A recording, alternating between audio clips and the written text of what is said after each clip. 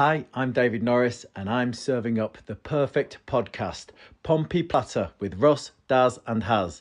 Play up, Pompey. He used to be a waiter, did David Norris. Well, he's served up the perfect cocktail here. Gera back to goal, Lang. Needs a bit of help. Goodness from Lang. What can he do? Still there, Lang. Lang!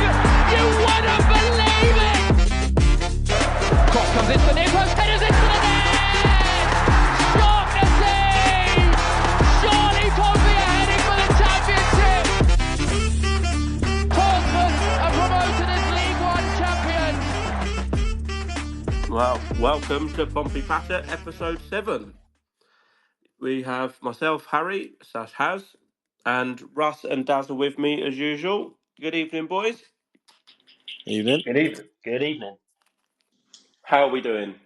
Have we had a nice break?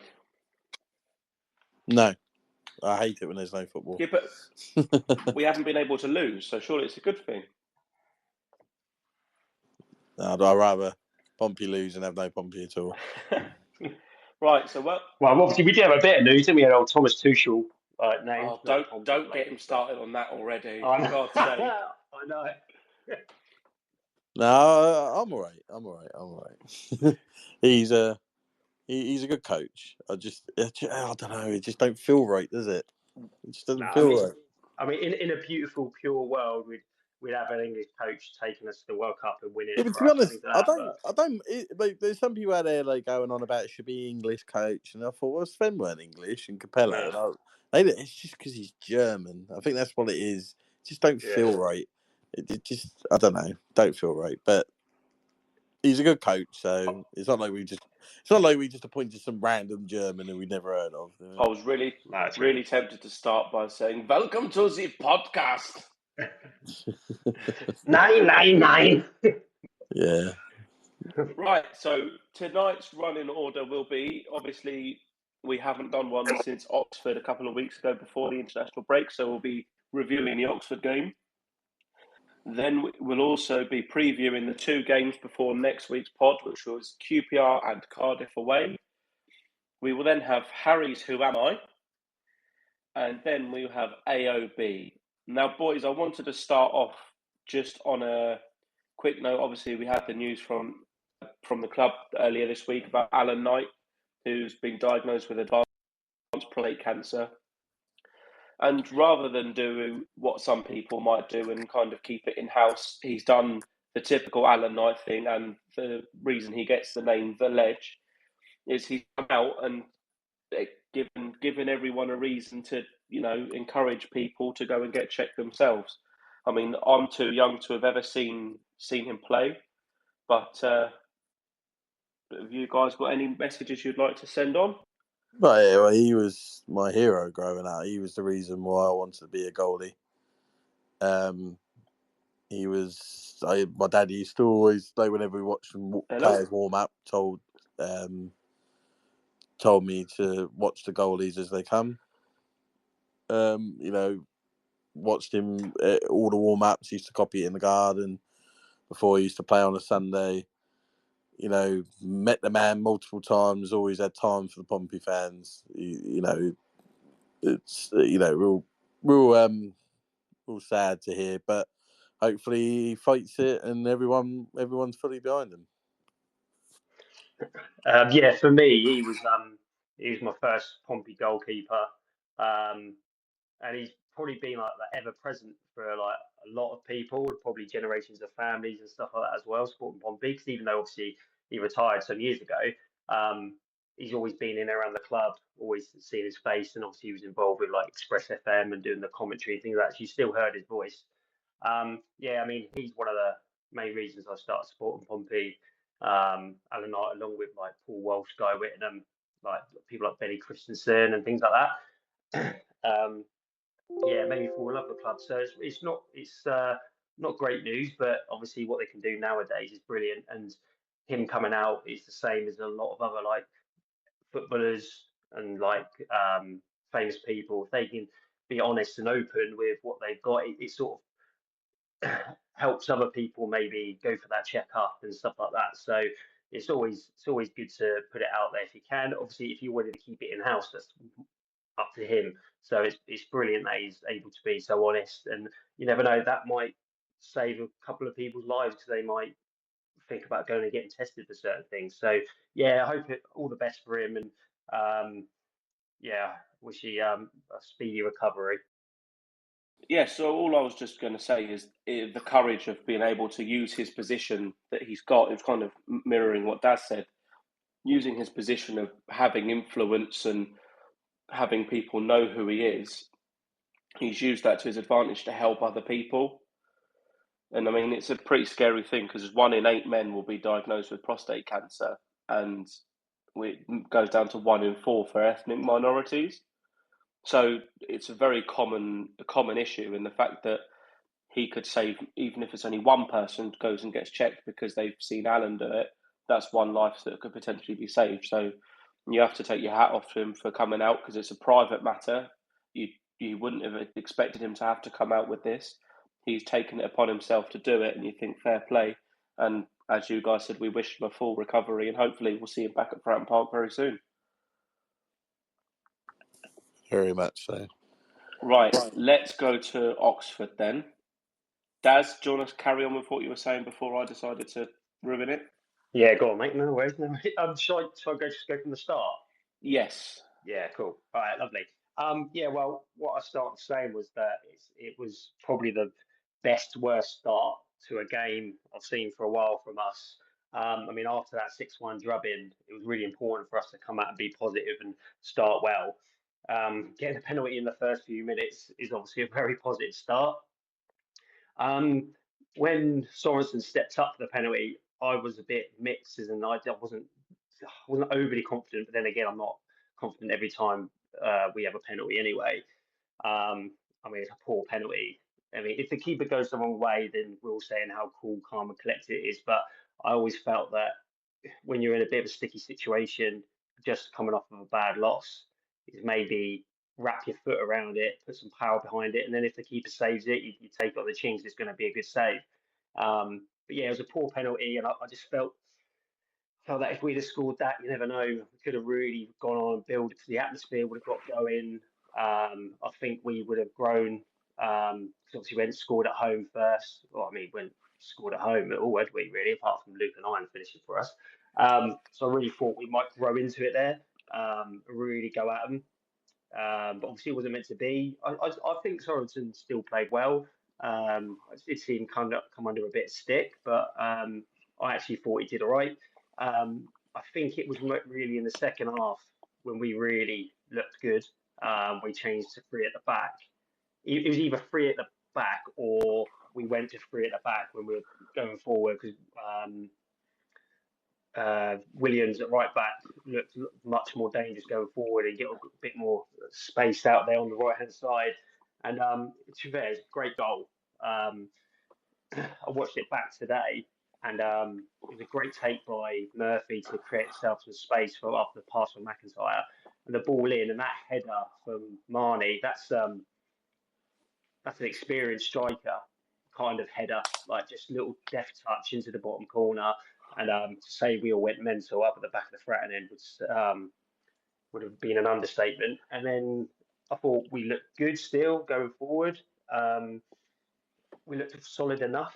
But then conceding that goal was just really poor. Like Ogilvy pushes their lad sort of in their right back area. It pushes him, gets him back down facing his own goal. And we're just so slow to react. Like we don't press all together because it looked like Sadie was slow getting across. Because as the lad turned inside, that's when someone should have been there to meet him. Not necessarily just like hit him with a tackle, but at least put some pressure on, and he sort of gets through Sadie. Then I think he gets past Pack, and then causes like some mayhem there, and then the ball breaks free. And I was right behind the finish, and it was an absolute ping. To be fair, it just skidded the service and went in. Bit disappointing. Well, very disappointing actually, because I felt I wasn't impressed with Oxford. I thought they were quite poor. Whether that was down to them not playing well or whether that was us playing well, I'm going to edge more to us playing well. And then we were obviously unlucky that Ogilvy had I think everyone in the ground thought he was in. don't know how it stayed out. But yeah, and then we end up obviously taking a point. I think it's 2 points dropped, but yeah, I mean, it was an improvement on Wednesday, but then again, players just walking out on the pitch was probably an improvement anyway. But yeah, that was my views on the game. Yeah, I mean, you mentioned the formation change. I think there kind of had to be one after going 6-1. You can't then stick with the same. I thought it looked, it was still a 4-2-3-1 in defending, but then, as you said, Williams kind of on it when we were in possession. Williams would go very high and wide onto that right, almost becoming a right winger, with Sorensen coming in to make a 2 up front with Omani, and Ogilvie would tuck in. So it kind of became like a 3-2, 5 effectively, because Sadie was kind of had a free role in the 10. Russ, I wanted to ask you about the penalty, because most people say it was a definite penalty, which I do as well. But Des Buckingham seemed to think that it wasn't one. How nailed on do you think it was? 100%. I don't know what Des Buckingham's watching is an absolute clear pen. I can see it down the other end of the Fratton end. It was just like one of the clearest penalties you'll see. I don't know. I didn't even realise Des Buckingham had even said that. So yeah, it was in his post-match interview. He said that he wasn't quite sure why it was given, because his hand wasn't in an unnatural position. But it was like it was very high, wasn't it? So like, if that's a natural position, then I like to see how Des Buckingham walks around in life. Well, that's cool. I like that. So, Russ, how did you feel that Sorensen did then? Because again, it's been fairly split from what I've been seeing from people. I think if he scores that penalty, no one moans him, do they? People just can't get. But it was like when Bishop kept missing penalties, all of a sudden he became the shittest striker you've ever seen. I thought he'd done all right. I don't think he was great. I don't think he was shit. I genuinely think he was all right. I text you boys at half time. I didn't think we played well at all in the first half. I thought we were awful. I thought we were borderline how we were against Stoke. We just kept giving the ball away, sloppery. It was just good that Oxford were shitter than us. They were awful, Oxford. They weren't what I was expecting at all. And that's what made even. I was more upset with the draw against Oxford than I was the 6-1 against Stoke. And I think it's just because of that. I can't remember which one of you said it. We're gonna get smashed a few times. It's gonna happen.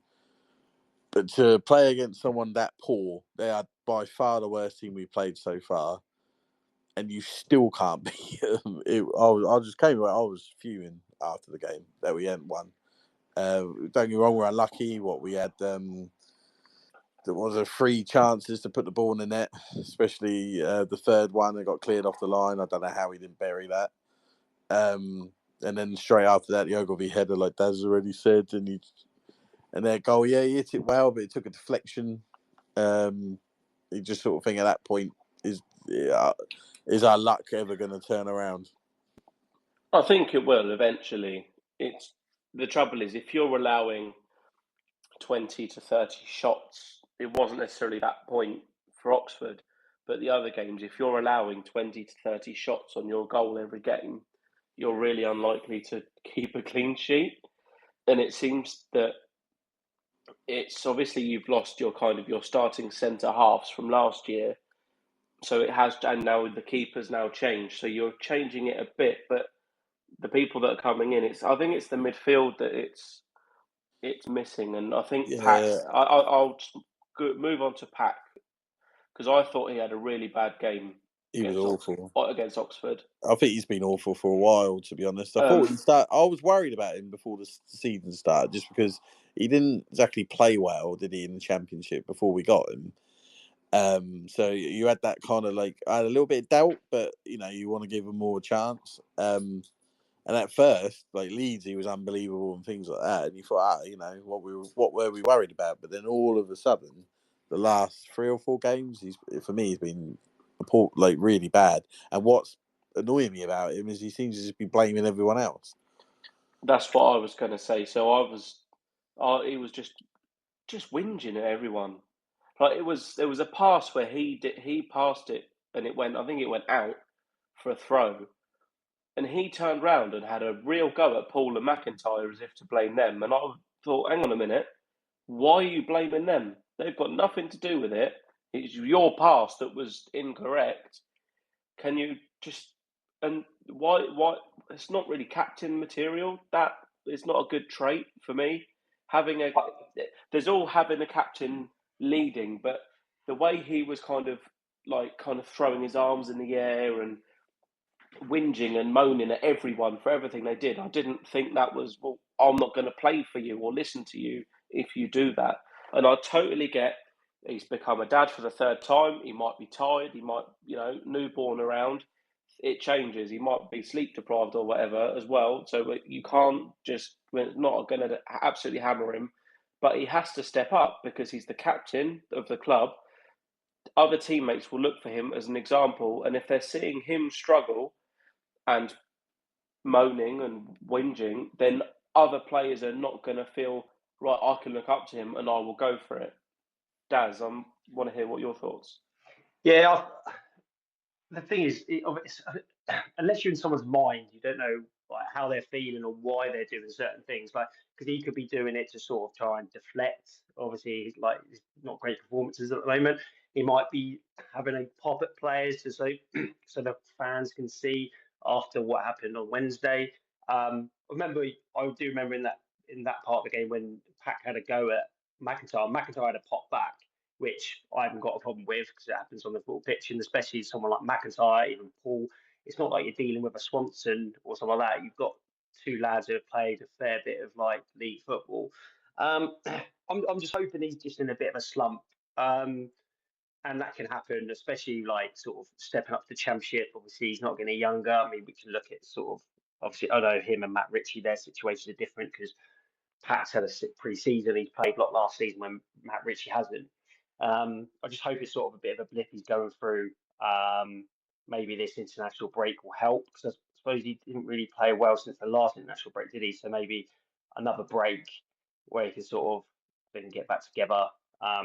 Obviously, the issue with whether or not his new child is sort of playing on it, and if that is affecting him, then obviously as the captain, he maybe needs to sort of put his hand up or maybe. But he has to be professional, though, doesn't he? He has to be professional. We all have things going on at low. We all go to work, and you're professional, and he has to be exactly the same. Yeah, that's what I mean. Do things that are going to help. So I don't know because obviously I know a lot of Premier League clubs and probably Championship clubs that'll do it where they, even if they're playing at home, the players will stay in a hotel the night before and then they'll go to the game together and things like that. I don't know if we do that. We probably don't, but I think if that is affecting him, maybe the night before he stays somewhere else. And I mean, I don't want to tell someone else to look after their family. If he feels that's the right thing for him, then that's fine. But obviously, if it is affecting him on the pitch, maybe he needs to do a shit. But again, I'm not in the room. We don't know what's inside his head. Don't know whether that is the case. At the moment, I think we just need to sort of see how he does in these run of games now. As Russ said, he started pretty well. Against Leeds, I thought he was brilliant. And then obviously there'll be an international break. He hasn't been too great, and now we've had another one. Hopefully,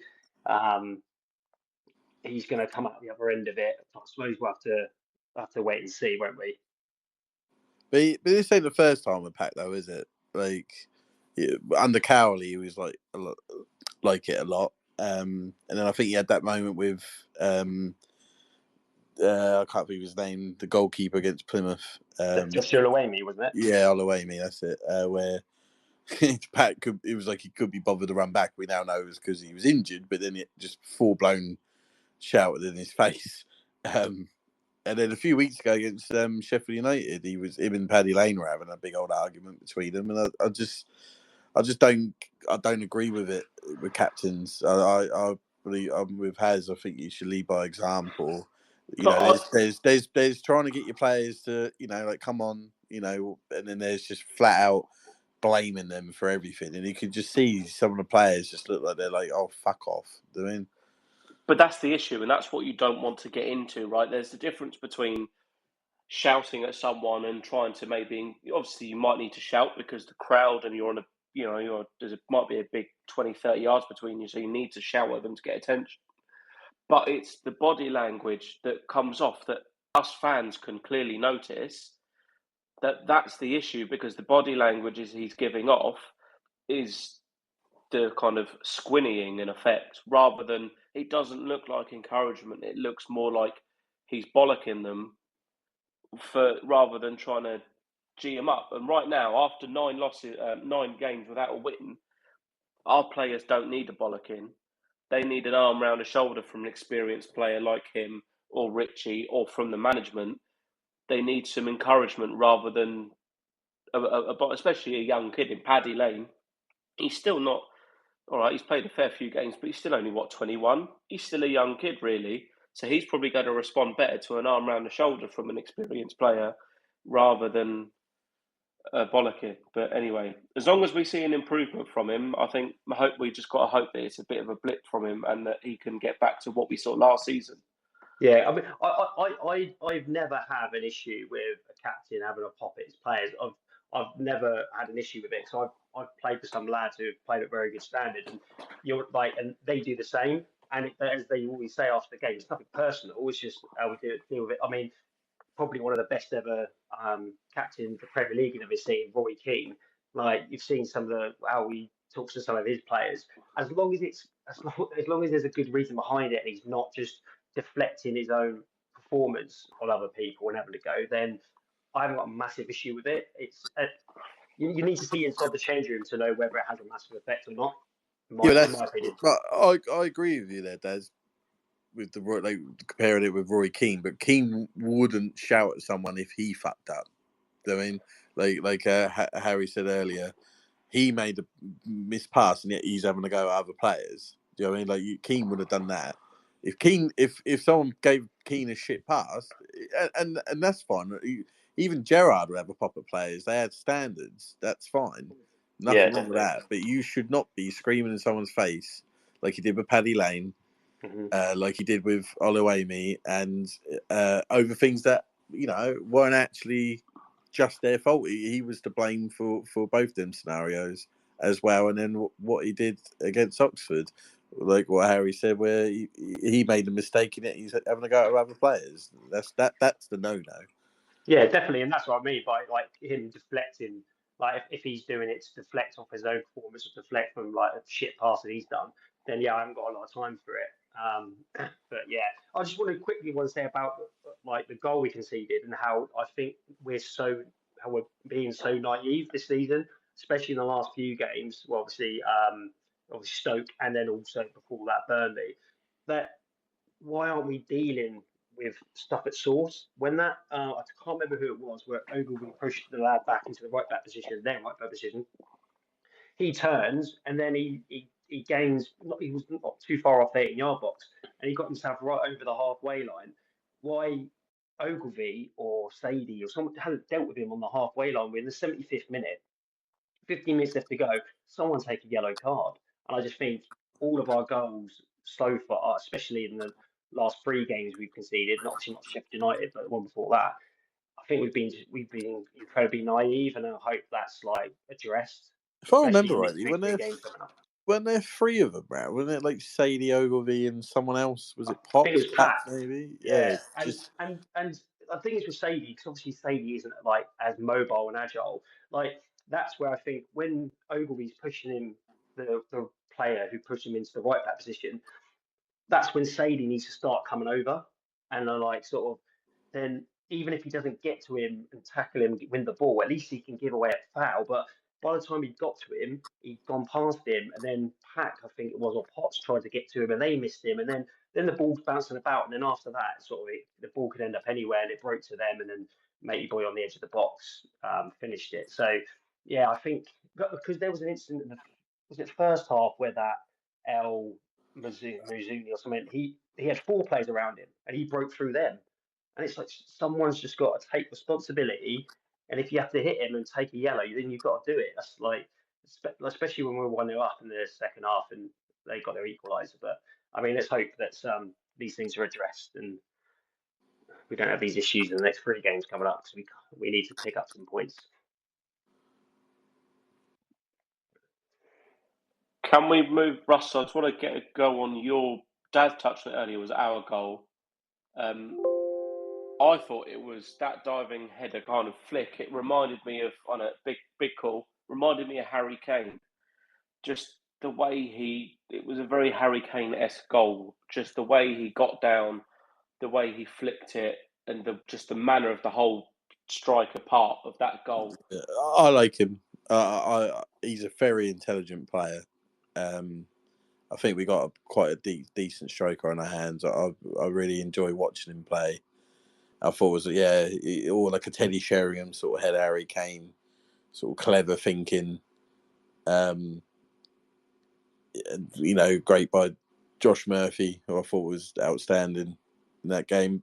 But he's a striker, I think, who can definitely fulfil the role until Bishop's back, whatever that be, although it's sounding quite promising at the moment. I think he's definitely the number one striker for me at the moment, without a doubt. He's the most similar to Bishop that we have. Yeah. He's quite a similar player in kind of stature and the way he can hold the ball up. And I think that's probably why we got him. Because of how he can play. That type of header. That Bishop would have scored that type of header as well. Yeah, definitely. So we'll kind of wrap up. So we kind of agreed that it was 2 points dropped. 100%. The only thing I was going to ask was the team lineup. Obviously, Will Norris was dropped for the first time since the first game. I think he's missed, isn't it, since he's arrived, other than the Papa Shit trophy thing. I thought Schmidt had a great game. I thought he made a great save in the first half. Couldn't do anything about the goal, especially after the deflection. And that's like, we moaned at Norris for not diving, but that's like that situation. It can be, you can hold your hands up and say, there's nothing he could have done. It wasn't going where it went when the ball left his foot. By the time it got the deflection, the speed it was travelling at, no chance. But I thought his kicking and his passing was outstanding. I think only one went off the pitch. Yeah, that's what I was going to say. I couldn't actually work out if he was left or right-footed. Just because both. Okay, we might not have won the header, or Omani or Sadie or Sorensen might not have won the header, but it was accurate. It was to them, but they might have just lost the header to the centre half. Yeah. And rather than within the first, was it Sheffield United, wasn't it? From kickoff, Will Norris went and booted it out for a throw-in. Rather than that, Schmid looked comfortable on either side and actually had accurate distribution, which made a real difference. And not just that, I just think also he's quicker than Norris. Norris slows the game down. He will stand on the edge of the box for about 5 minutes, before deciding what he's going to do with it. Where Schmidt gets the ball straight away, looking at the pass, and then it's gone. So Messino said that the reason he dropped Norris completely from the squad was just to give him time, and didn't think it was fair to leave him in and kind of sit on the bench and watch Schmid be there. Do you think that was the right call, Daz, or do you reckon it would have been better to keep him on the bench? Again, it's one of those things, isn't it? If it depends on the conversations that we never know. Norris might have said to him that he wasn't feeling it or anything like that. Like, because obviously the way he performed against Stoke, that might have been playing in his mind and that sort of stuff. So I think if both Messino and Norris have come to kind of a decision together, then because I don't think it matters whether Norris is on the bench or whether you have Archer on the bench. Sometimes players just need a little sort of. I mean, I don't know what it's like to be. I've never played in goal, but obviously I'm guessing it can be quite a lonely place, and you've got your thoughts and that sort of stuff. And it's with a keeper, you're sort of on your own. Like, it feels like even though you're part of the team, part of the back line, if a keeper makes a mistake, most of the time it ends up in a goal. So I'm guessing the sort of psyche of a goalkeeper is really different to an outfield player. So maybe when something like that happens against Stoke, and let's face it, he hasn't been great, especially with some of his kicking, maybe just needs a bit of timeout. So yeah, I mean, Schmidt obviously was quality. I mean, that save in the first half, by the way, when that mate broke through on goal was unbelievable. I didn't realise he'd actually saved it that was a until I great. saw a corner. That was a great tip round the post. He got down low really quick and just tipped it, and it was just the slightest of touches, but it makes such a small touch can make a real difference. That's it, yeah. And that's the with Norris. Like I think I said on our WhatsApp group, like after Stoke game, I was like, he can't complain about not being in the start 11. Not just off the Stoke game, but a few games this season as well, where he hasn't been at it, and some issues obviously with him diving to his right, which that a keeper not being comfortable diving one way or the other doesn't really float with me, to be fair, because I mean, as a keeper, you can't go, oh, excuse me, mate, can you just keep popping it to the left of me so I can save it? Like, if other teams can see that he's not comfortable going down to his right, they're just going to take advantage of that. And especially the Championship, we've got some quality players, some players that probably should be even playing in the Premier League. They're just going to, as soon as they get a chance, they're just going to exploit it. And I'm not a big, I haven't got an issue if a keeper's not great with his feet or he's not great kicking, because obviously at the end of the day, the most important thing for a keeper is that he's good with his hands and he's good at saving. But yeah, I'm not the biggest fan of that. I don't know, I wouldn't call it an excuse, but analysis that he's not good diving down to his right. But yeah, I think Schmidt has taken his opportunity, and fair play to him. That's all he could do. And I'd be very, very, very surprised if he's in between the sticks against QPR. Oh yeah, Schmidt will start 100%, and I personally think he did the right thing, dropping him completely. I think, I would have said to him, got international break, have a big week and a half off, whatever long it was.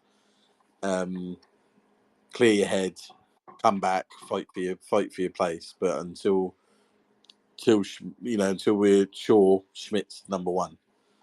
And I don't think you can complain. I would ask both of you guys, do you think he's just been found out because he probably didn't face that many shots last season?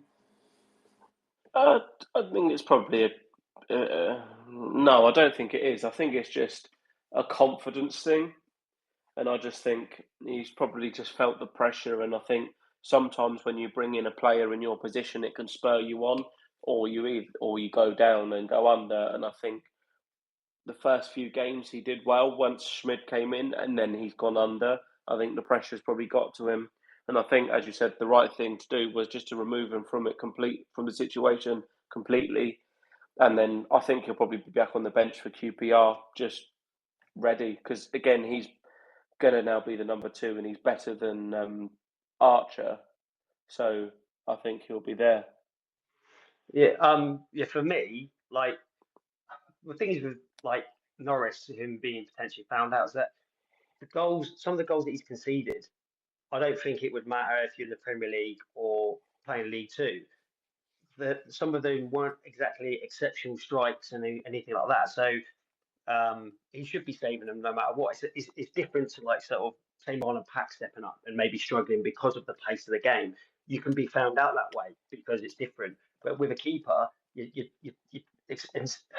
unless they're getting pinged top corner and he's getting nowhere near him every single time, then yeah, I would understand if he could be getting found out. But some of the goals he's conceded, they're pretty basic, aren't they? The keeper. I mean, as I said, I've never played goalkeeper thing that, but I would say volume in goalkeeping is massive. Like I was a goalie all my childhood and early adulthood.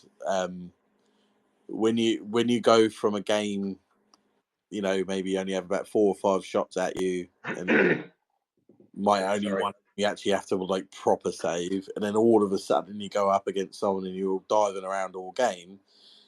My weak side was my left. I used to, but I knew that was my weak side and worked on it, which you'd like to think Norris does with his right. But you're saying about the keeper, there's, you're not worried about him kicking. I used to have that mentality because I grew up been trained in goal to don't you dare try and pass the ball, just kick it as far out the other end of the pitch as you can. Like what happens now was a big no-no back when I was being trained. But if we're going to use the goalkeeper to play the ball out, then he has to be good with his feet. Yeah, definitely. I mean, it's a bit like Craig McGiffrey, wasn't it? Like, don't get me wrong, his kicking was still half decent, but it wasn't like I think when Zunu came in, I think we really saw the difference with a keeper that can play out with his feet. But yeah, I don't know. So I mean, it'll be interesting to see if he's on the bench on Saturday. Because if he's not on the bench on Saturday, obviously I think John Messina will have some more questions to answer. Not that I would have a massive issue with him on the bench or not on the bench, but I'm guessing because he played every game last season, there'll probably be some questions on him. I think dropping him for one game completely was the right thing to do. He should be on the bench, in my opinion, on Saturday. So while we talk about Saturday, let's move on to QPR away. So neither team has won in 5. QPR is almost as shit as us, but they've actually won one game. They haven't kept a clean sheet in 15. We've conceded the most penalties this season in the Championship. So it's basically going to be a 0-0 draw or something. I don't know. What do you think, Russ? Is that your only prediction going in? I don't even know, mate. At this point, it's got to be a win, really, isn't it? Yeah, I hear people, even with Oxford, they're like, it's a must-win game. I don't agree with all that like bullshit at the moment. It's too early. I was looking at it earlier, funny enough, the league table, and I was looking at it and I thought, you know what? It's the first time I've actually looked at the league table, not just because of how we performed. I'm just a big believer until you get to October, what's the point? And then when you look around, you see actually, we've lost 4, which is no different to most teams. There are 1, 2, 3, 4 teams that have lost more games than us. It's just getting that win.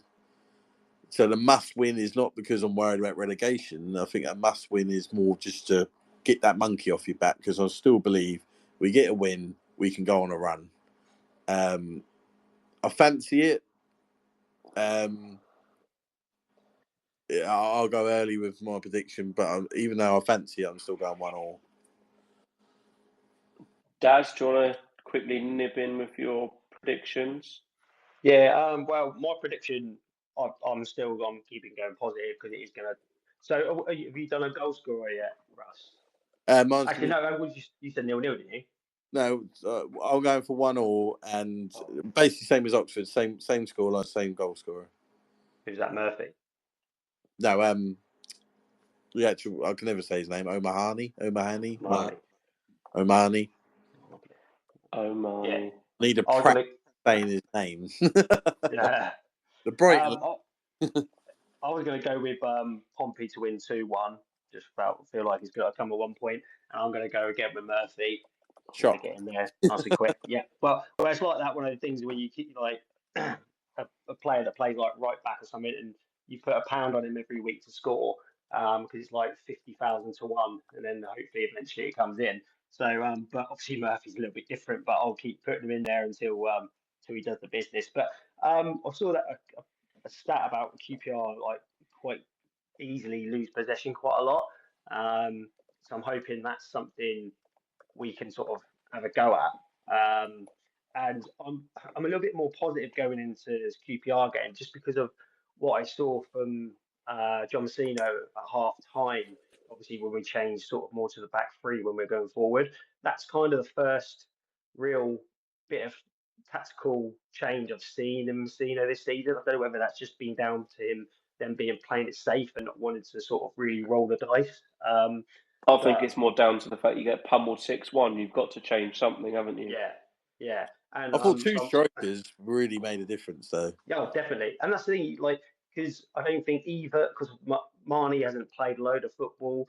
Obviously, Sorensen is coming up from like second division where he was from. So you haven't got 2 players that are out and out like pedigree strikers in this league. So they're going to need someone up there to help them. And I think with Sadie in behind them as well is a like nice little recipe because Sadie can just cause havoc. I know he's not maybe everyone's cup of tea. I really like him. I think he's technically a lot better than I think some people give him credit for. But I can understand why people aren't his biggest fans. But yeah, I think that's why I'm going positive. I've been going positive every single game so far this season. Like, so one of us got to pay off at some point. But yeah, as Russ said, I think it's not a must win from the fact that if we don't win Saturday, we're down, we're relegated. But I think if we can get 3 points on the board, especially with the other two games coming up, I really think we can come out of by next Friday. We come out with like 7 points, and if you can come out with 7 points after 3 games, you're laughing. I mean, it's again nowhere near safe and stuff like that, but it at least gives you something to hold on to and really have a go at. Well, if Derby can beat him with Marcus Harness scoring, then you like to think we have a chance, wouldn't you? We can only dream. So I think it'll be a close game. You've got to be looking at these two games and be going for 4 points as a minimum for the next two, and anything less is not good. I'd be happy with 4. I think 4 points for the next 3 would be all right, personally. Yeah, I can see that as long as there's a win in there, as long as there's a win somewhere. I don't really care at this point how it comes. If it goes off Alex Robertson's arsehole in the 94th minute against Cardiff, brilliant. I think you just need that win. It doesn't matter if it's scrappy or you win 7-0. It doesn't matter. You just need to get that win on the board, and then you can just go from there, because that just relieves a lot of pressure. Because as soon as after QPR, if we don't win at QPR, then you're into double figures without winning. And I know that you can look at, when was it, a couple of years ago, you had Forest only had 5 points after 9 games, and then they went on a run and came fourth in the playoffs and got promoted. However, Wednesday do that last season, didn't they? Not win a game for about 13. Yeah, 13 games they went without a win, and they were bad as well. But again, that involved a change of manager as well. But we're not going to be doing that, are we? So no, that's the thing. And don't get me wrong. I don't. Obviously, we haven't been 100% at it and great and stuff like that. But I remember Sheffield Wednesday last season. They were bad, and the system they played and everything like that. I thought they were easily down. As you said, Harry brought in Danny. It wasn't Danny Roll first, was it? It was someone else first. It was wasn't it? Cisco Munoz, who was the Watford manager previously. Lasted about 12 games, and then Danny Roll came in. Jesus, yeah, but yeah, so they eventually got there in the end, didn't they? But I mean, you don't want to take that gamble, especially in this league. But as we said at the start of the season, staying up is the main thing. And if we can, obviously, I know we're not going to. You never know. We could emulate Forest. I doubt it very much. I'm not going to bet my house on it. But if we can even just do half of what they did that season after a bad start, then yeah, we're laughing, aren't we? So for my QPR prediction, I'm going to also join Daz with a 2-1 win, just to be positive. And I'm going to go for Tom McIntyre. You choose. Either he's going to thumb the cunt it from 40 yards, or he's going to have a nice little header. Right, let's go to Cardiff. So again, another team in the relegation zone, and somehow they are below us. I'm not sure. They've had a couple of thumpings themselves so far this season. Obviously, we know Alex Robertson will probably score against us. So let's go straight into your predictions. We'll go for Daz this time. Yeah, well, I was thinking a 1-0 for us. I'm going to be again positive, and Josh Murphy. You guessed my goal scorer, right? Yeah, because I thought over two games we've got to get at least one of them. And Josh, he was at Cardiff, wasn't he, as well? Josh Murphy. Is he at Cardiff? He was, because he cost a lot of money to get to Cardiff, didn't he? Or go somewhere else. I'd get confused with him and his brother. Yeah, I'm sure he went to Cardiff for like 8 million or 9 million or something like that. But yeah, I think Murphy will pop up. I watched the game Cardiff beat Millwall. I watched that. I mean, the atmosphere was absolutely dire. It didn't feel like anyone was there whatsoever. Which could play into our hands because I mean, I don't think they've been well supported this season or for a few seasons now. So if we can get as many fans there as possible and make some noise, you never know, we could turn it into a home game. But the only player that stood out for me, which was quite painful, obviously was Alex Robertson. They had that Colwill lad. He was pretty decent as well. But I think we could definitely have a pop at them. And what we don't want is obviously they just got a new manager as well, haven't they, really recently? So we don't want that kind of Stoke City bounce on us again. But yeah, I'm going to go 1-0 Murphy. Russ? Well, I've watched their last couple games. I wouldn't take them lightly. I thought they looked quite good in their last 2 games, especially second half against Bristol City.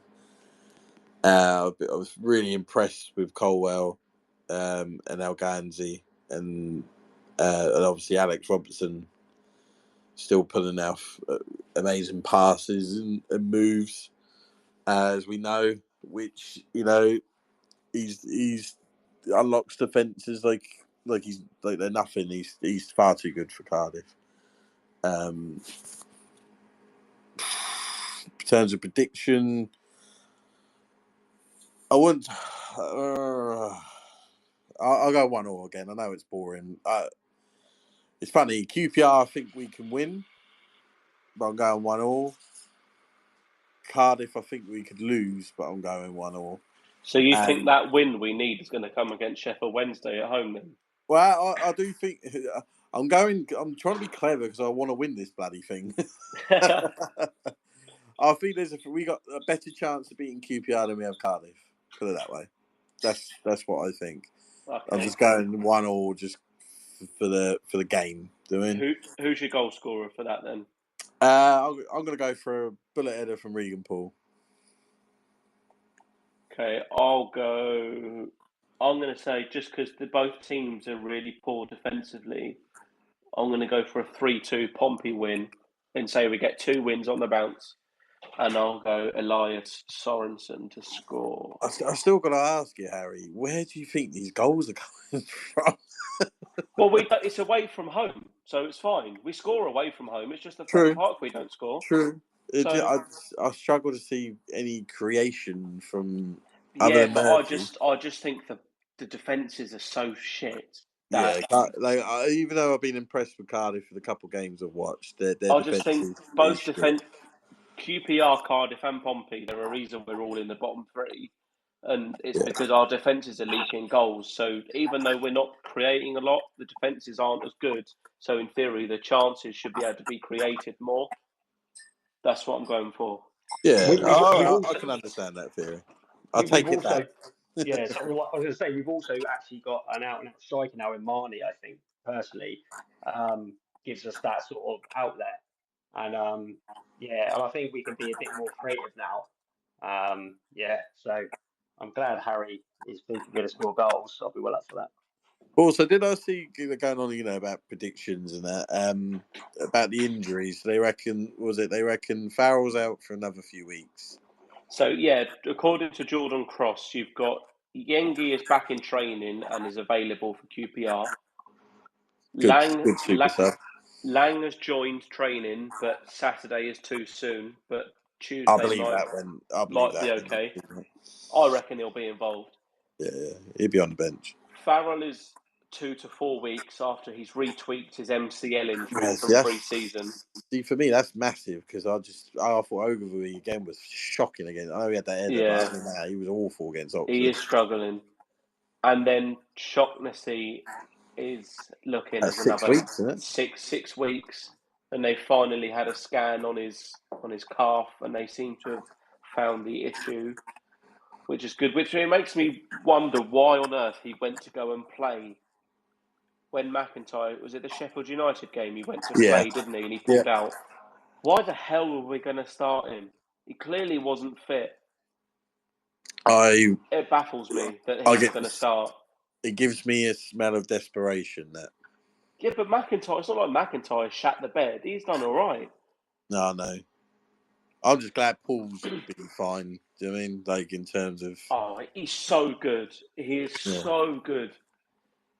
Funny, there's people. I was arguing with people because they were saying that he had a bad game against Oxford, and I was like, "What are you watching?" He just looks so calm and collective the whole time. He just knows what he's doing.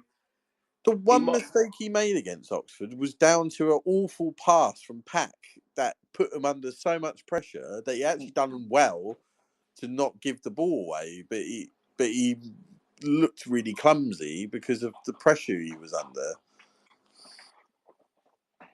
Right, shall we move on to AOB? You're not going to give us your who are you? Oh yeah, we'll do that after. You do it after, all right. I'm switching it up. So, first of all, is related to the Oxford game. I just think you'll both join me in condemning. Obviously, we had that awful news from Pompey after the game that the linesman in front of the North Stand was racially abused. Yep, disgusting. I mean, there was one, don't do it because it's vile and it's completely wrong anyway. But two, he didn't do anything wrong. I thought the officials were probably the best we've had so far. They didn't have anything particularly to do, but everything they did do, they got right. Yeah, I don't think there was much like, to complain about. No. And even if there was, that's just not the way to deal with it, is it? There's all for giving them shit, like who's the scummer in the black and all of that. That's absolutely fine. But to signify someone out because of who they are, what race they are, or gender, or whatever, is vile and it's disgraceful. Does it come out who it was?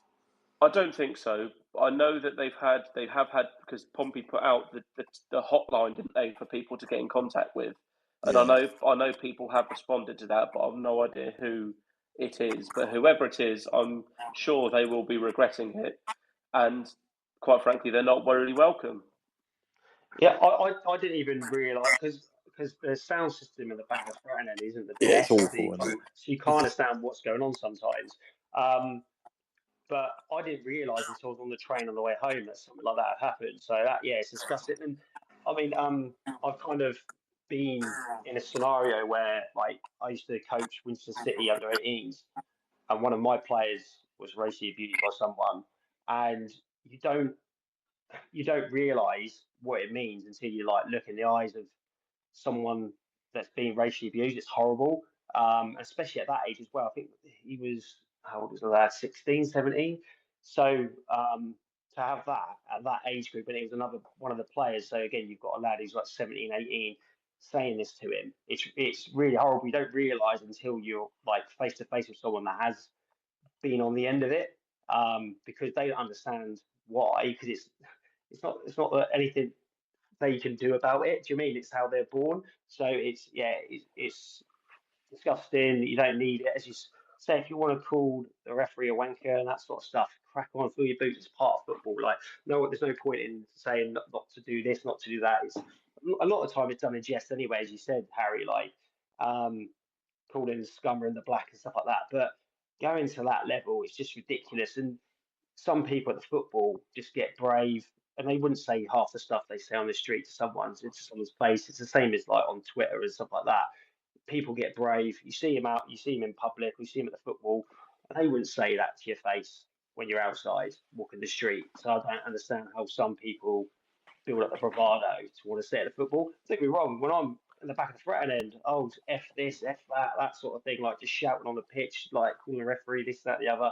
But no way in a million years would I even think about racially abusing anyone and stuff like that. It's just, I just don't understand. Unfortunately, we have ignorant people in this world, and that's exactly what I said to my player when it happened to him. I just said, look, whatever you need, we'll support you. Unfortunately, you have a lot of ignorant people in this world. Just don't let this sort of affect you ridiculously negatively where you want to walk away from football and stuff like that, because in every walk of life you have people like that. I'm a big believer in there's more positive than there's negative. So I just hope that sort of the official, if he is really affected by it, gets help he needs, if he can talk to someone and stuff like that. But yeah, it's absolutely disgusting, and I'm sure, as you said, has that Pompey fan is probably regretting it. Okay, so we really hope that the linesman Bhupinder Singh Gill, I really hope he doesn't take that as that everyone thinks that way, because we really don't. And we want to welcome you back at Fratton Park whenever you next come. I will now move on. I don't know if you both saw today, Sheffield United and Portsmouth have both been fined £40,000 and £6,000 respectively for We the got mass we got fined for confrontation. being pushed about, haven't we? It's because we're involved, right? Hence why they've got more, but it's still £6,000. I mean, that's probably our January budget gone. We're doing what? What did we even do? I'm not really sure. As far as I remember, Norris got shoved to the floor, and then the load It of was their guy that started it, wasn't it? yeah. So maybe they feel like they have to do it because we got involved. I don't know. Yeah, it's like the thing is with like in football, it happens like any sport. I mean, you look at rugby, the amount of times they like nail each other and like chin each other and like when it all kicks off. It's when with sport, it's very emotional. It's a bit similar to like when remember Burgess and Doyle had that ruck at half time in the changing room, and people were moaning about it. It's like you want these players to like be on the edge of like their emotions to like sort of give everything they've got, go into tackles, like go into 50-50s, like really show that they care. And then when it boils over, so they get punished for it. Now, don't get me wrong, if there's like actual punches thrown and that sort of stuff, but it wasn't. It was all just pushing and shoving and like grabbing each other. It's like just let them get on with it. I suppose like the problem with like the FA and the football authorities, they're so bad and they just nitpick everything. Um, so they probably just think they have to be seen to be doing something. Not that I think that if these fines ever came out, I don't think anyone would ever even remember what happened after the game or would be bothered about it. So it's probably just another way of them making a bit of extra cash for them. Anything they can do, they'll pick up, I think. But yeah, it's a bit Well, silly, but it is what it is. I mean, I ain't got a problem with it. I'm glad that all of our players got involved, all stuck together.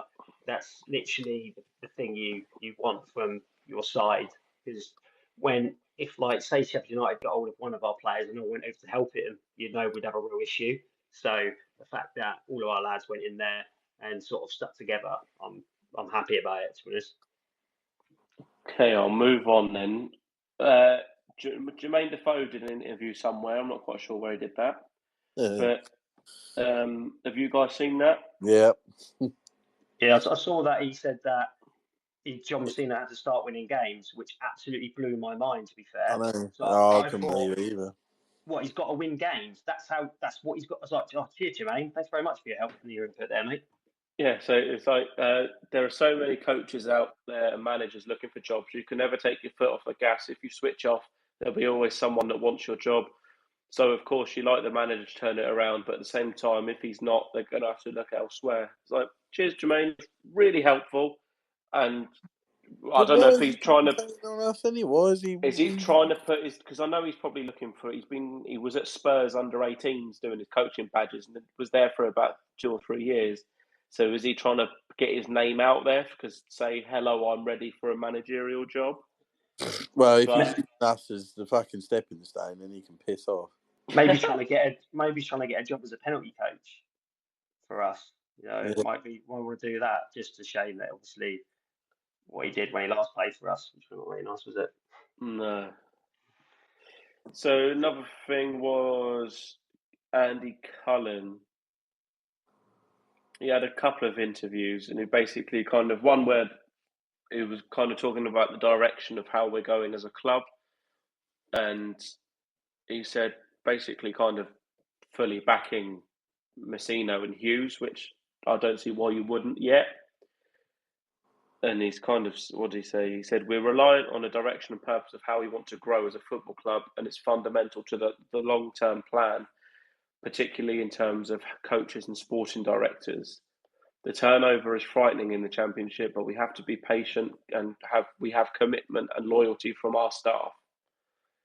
I think it's just don't really need to say much else, does he? Because they've clearly shown the intent in supporting and backing them by giving them the new contracts. Because if they had any worry that actually we haven't started very well, we might need to sack him, they wouldn't have pursued the new contract, would they? No, there's no chance Messina gets sacked. Yeah, other than the Stoke game, we ain't been out games. It's not like we're getting slapped every week and you don't know what's going on. If we were to go down, but we went down fighting, you'd keep him, right, next year? God, yeah. 100%. It would only be if we went maybe if we went half a season without a win, or we kept getting pummeled 6-1 week in, week out, then you'd think about it. Yeah, but definitely. If we get relegated, if we were to go down by 1 point or a couple of points, you'd happily keep him next year. If we did a Kenny jacket, but saying of it's a good way of getting relegated, then yeah, keep him. Right? But but the good thing with Richard Hughes in place is it kind of doesn't. I'm not saying it doesn't matter who your manager is, because obviously they still got to affect the game and the substitutions and that. But going forward, it always will be the same type of manager coming in doing. That's the whole point of having a director of football, isn't it? So then, I don't. If it does stop it on a manager, you can get a same manager with a similar set of principles in, rather than doing, say, what Spurs have done, and you had Pochettino, Jose, Nuno, Conte, Postecoglou, and you end up within 5 years, you have 5 different sets of managers with all of their different players. And the guy at the end has got a shitload of players that don't benefit him because they don't play the same brand of football. And that's you look at us. Cook was different than Jacket's different than Cowley. You know what I mean? They all have their positives and negatives. Some more than others. Jacket doesn't really have any positives other than that he got sacked. Jacket. We might have to do a whole podcast just on Jacket, just so I can let out a lot of anger. me and Daz will just introduce it, and then we'll just turn our mics off and let you just go for it. Oh yeah, I've got a list. The other thing Cullen talked about was the new investment needed on the pitch.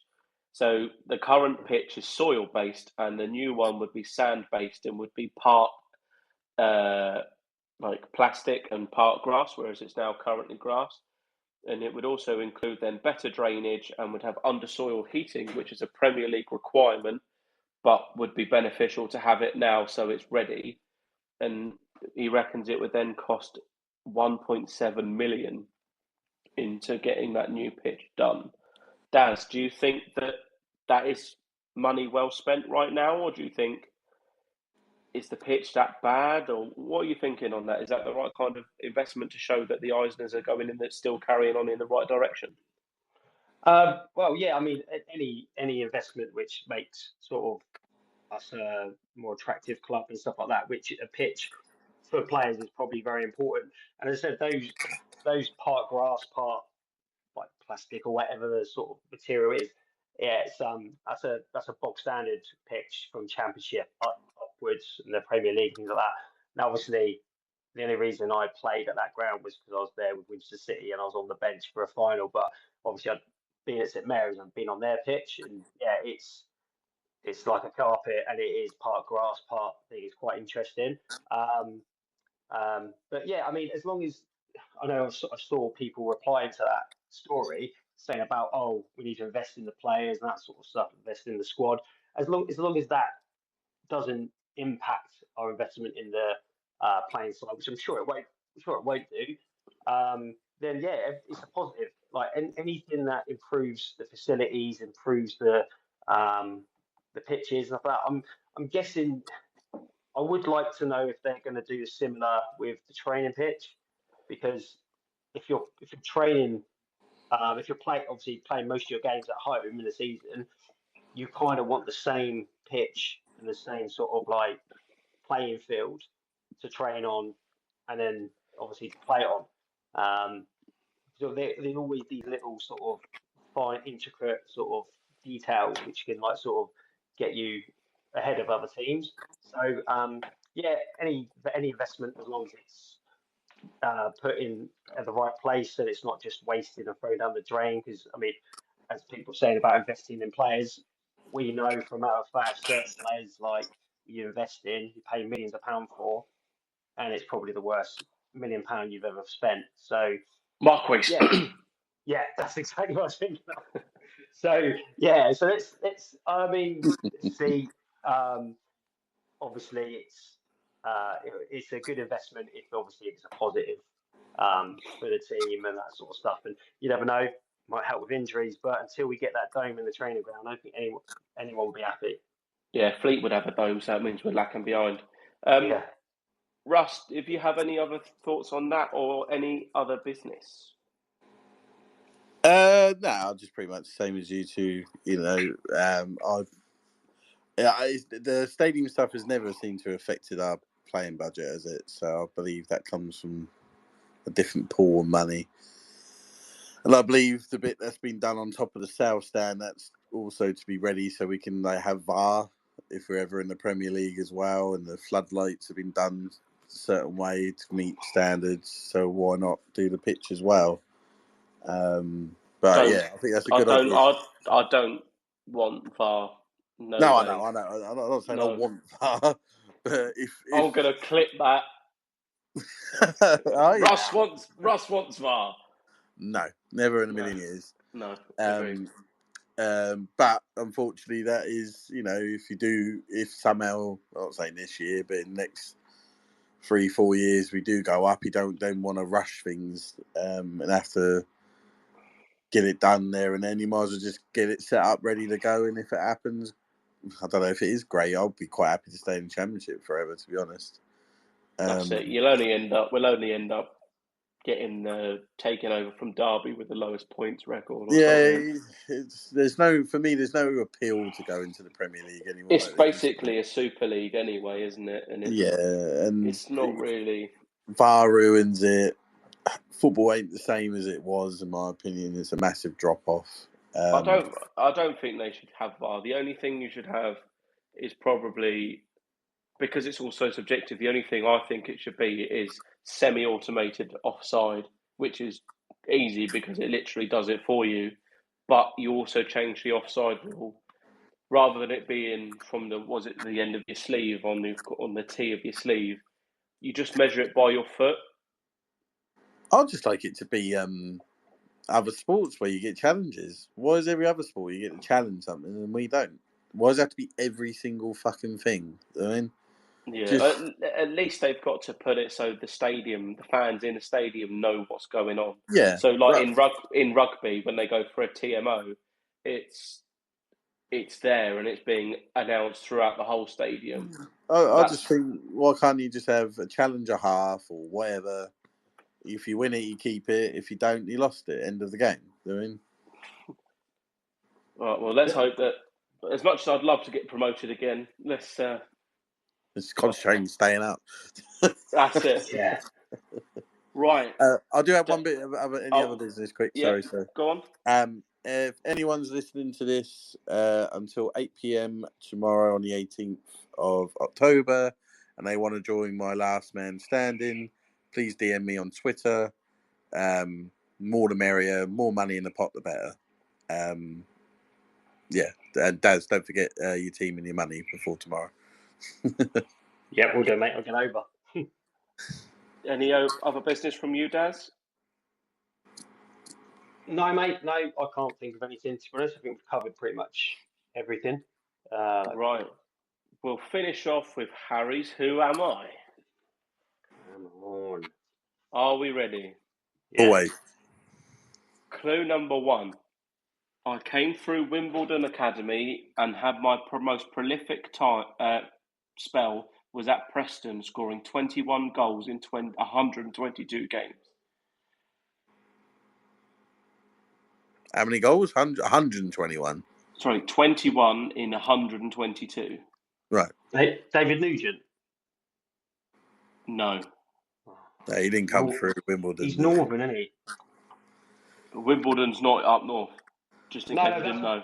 But that's what I mean. I just realised he wouldn't have come through Wimbledon because he's a bit more northern. That's not very prolific, is it? 21 goals and 122, isn't it? So it might not be a striker. It might be throwing us off with the word prolific. Is it Patrick Adjumang? Fucking hell, man. How'd you get that? Sorry, That's I have got unreal. nerdy knowledge of football. That's unreal. I just twigged that. I was just trying to think of players because he went back to Wimbledon, didn't he? He At did. some point. So the other two clues were I made 2 appearances for Ghana, scoring 1 goal. Yeah. And the third one was I played for Pompey on loan from Stevenage before signing on a free, scoring 7 goals in his combined loan and permanent deal here.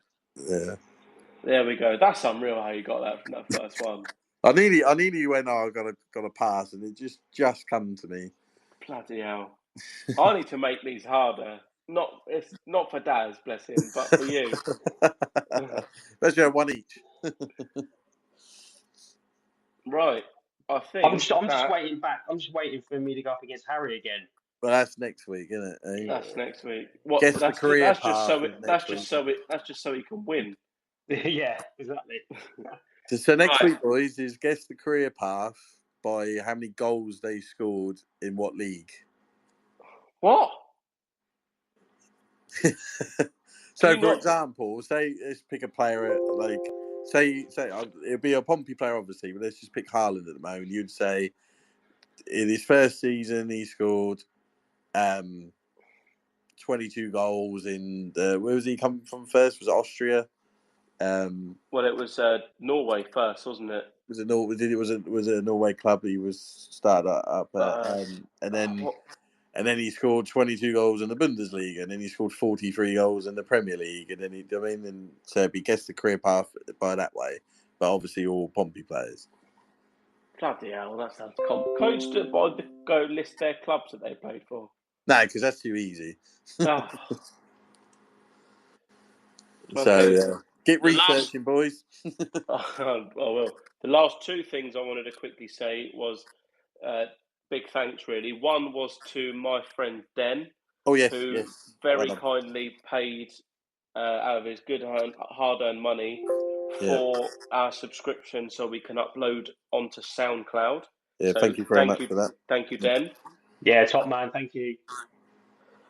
And the other thing was a big thank you to our ex-Pompey player who, as you heard, might have done before I cut it off, who's done our intro. So thank you to Sir David Norris, for doing our intro for us. It is very much appreciated, and well done. And thank you to you, Russ, as well, for organising and sorting all of that and editing it together. And unbelievable work. And hopefully David will come on and be a guest for us one week, like he said he would. Yeah, absolutely. Right. I think that's. I think that is it. So fingers crossed when we return at 8:00 next week, we return with at least 1 win on the board. That would be very nice. So lads, I hope you have a nice week. And you? Cheers, mate. Have a good one. How are we all watching it on QPR? Are we any of you going?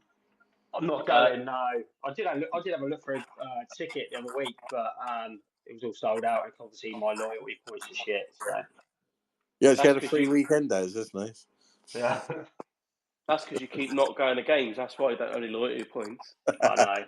I've got to go to a wedding. I'll be watching it on a non-dodgy Fire Stick. Oh, what's one of them? I have no idea what you are talking about. Exactly. It's just not dodgy. It's definitely not. Right, lads, have a lovely week. Thank you to everyone for listening. And as I said, let's hope there's a win next week. And play up Pompey. Up the